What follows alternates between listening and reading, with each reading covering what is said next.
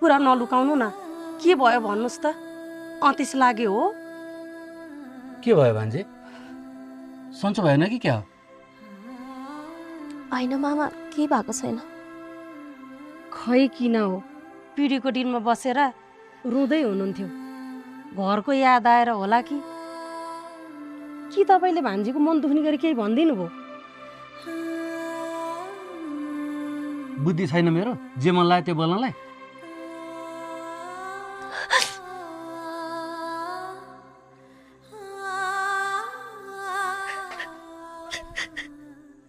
भान्जी के भयो भन्नु त? हामीले तपाईँको मन दुख्ने गरी केही भन्यौँ हो? अनि के भयो त?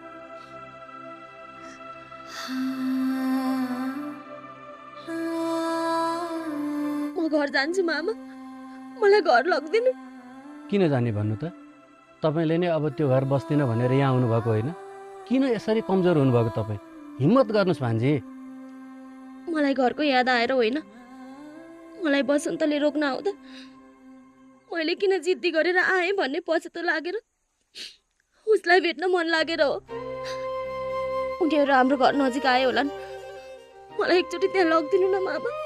तपाईँ त साह्रै केटकेटी हुनुहुँदो रहेछ भान्जी। आफ्नो निर्णयमा एक हप्ता पनि अडिग रहन नसक्ने, यसरी मनोबल कमजोर बनाउनु भयो भने यति लामो जिन्दगी एक्लै कसरी काट्न सक्नुहुन्छ? के सोचेर बसन्तसँग छुट्टिने निर्णय गर्नुभयो? अनि फेरि छुटिसकेको मान्छेको गर्व बोकेर बच्चा जन्माउने आँट कसरी गर्नुभयो? मेरो आँट भनेकै उसलाई गर्ने माया हो। खै थाहा छैन किन उसको यति धेरै माया लाग्छ। म उसलाई घृणा गर्नै सक्दिनँ।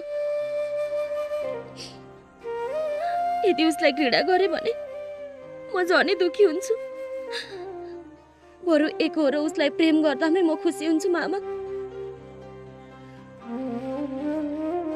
त्यही भएर उसको मायाको नासो जन्माउन मन लागेको हो।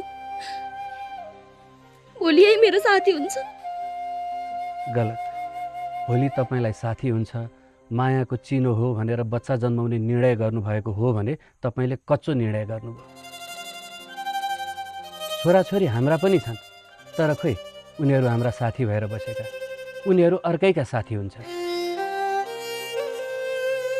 छोरा भए बुहारीसँग नजिक हुन्छन्, छोरी भए ज्वाइँसँग।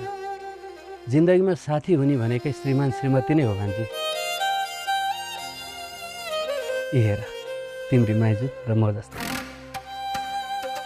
तपाईँको मामाले भन्नुभएको एकदम सही हो। भन्न त सबैले छोराछोरी बुढेसकालको सहारा हो भन्छन्,